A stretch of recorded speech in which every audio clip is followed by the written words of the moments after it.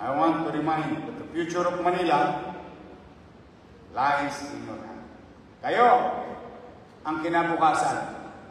Kayo ang susunod pagtapos namin. That is inevitable. Time will catch up.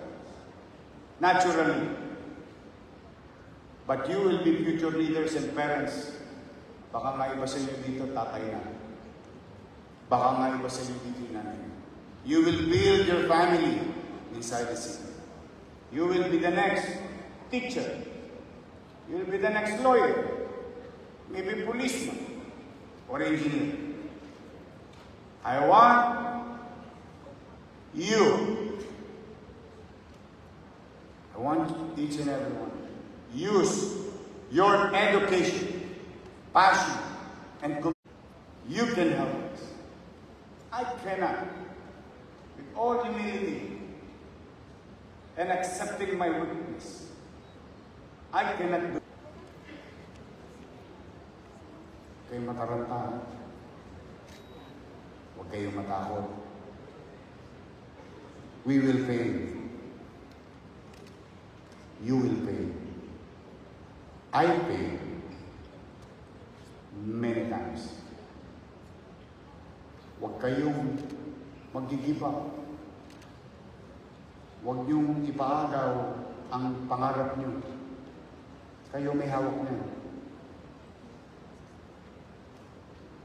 It is not about how many times that you fail. Ito personal kong tagubilin. Maraming beses kayong madadapa. Yan ang realidad ng Biblia. Hindi mo dapat bilangin yung dami ng pagkakadapa. Ang kailangan mong isa puso at isa isip, ilang beses kang babangon. Kasi walang makakaawat sa iyong bumangon. Ikaw ang gagawa niya. Don't look at me today as your mayor. Uy, successful na si Cois. Ang tanongin ninyo, what happened between point A to point B? Where I started and the B that you're seeing today. What happened in between? And that is reality of life. You will face objection, rejection, failure. But you must continue to move on. Move forward. Pag na-break ka ng shota mo, palitan mo agad.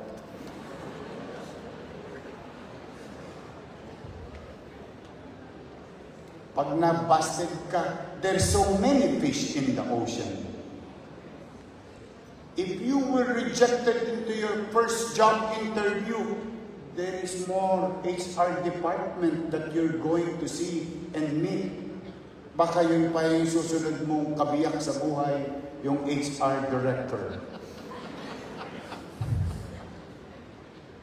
So, I want you to accept it today. I may fail, but if failure came or come, and it's inevitable, hindi niya ako kayang pigilan. Tutok din ko ang aking pangarap para sa sarili ko at sa aking magulang at pamilya. Ang lahat ng bakokang sa inyong mga tuhod, dala ng pagkakadapa, ay ala-ala ng kamalian. Use it as a tool and as a symbol that you are reminded of your failures. And that failures teaches you something that you can utilize the next day, the next week, the next month. Kaya, mga bata, steady lang kayo sa gabi, ha? Chill-chill lang. Relax lang tayo. Ha? Focus. Hold on. Anchor to your dreams and aspiration. Don't let somebody steal your dreams. It is your life. Your life alone. It is you who will make it. Good thing if you have members of your family with you. You have brothers and sisters, friends. Good. They are part of life. But you alone, you and only you can make it. Yung iba, betchin na lang. Pampasarap sa buhay. So, mga batang graduates, sabay-sabay tayo tumayo. Maaari ba? This is our simple token of our gratitude. Let's do this for our teachers and professors. Kahit na di palakon ang grado nyo, ipinasa pa rin kayo.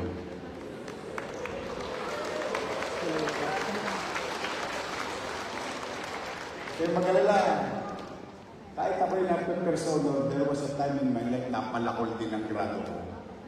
Si Tetay Cinco. But now, today, we show our gratitude to our teachers. At sabay-sabay tayo sabihin natin, Ma'am! Sir! Thank you! Lilo naman tayo sa ating mga likuran. Naku, ilo yung mga nagpahirap. Pumasok ng 8 oras. Tingnan nyo yung mga magulang nyo. Sa Podli. Harapin nyo. O ikaw ay. Yan na nagluluto ng umaga. Nag-aantay kung may klasa o wala. Kasi sayang yung itlog, sayang yung mantika, sayang yung Ajax, saka Super Wing. Harapin natin ang ating mga magulang at sundin nyo ang sasabihin. Nay! Tay! Eto na ako. Graduate na ako.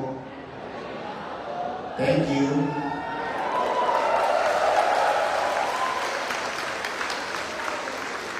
Our parents, sabay-sabay. I love you.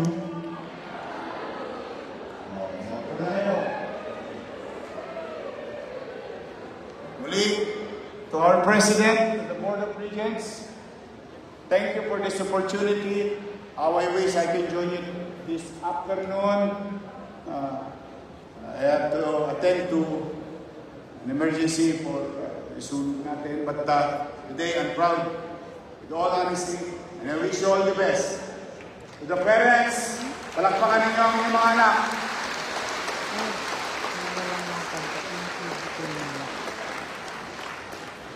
And I wish to all of you here,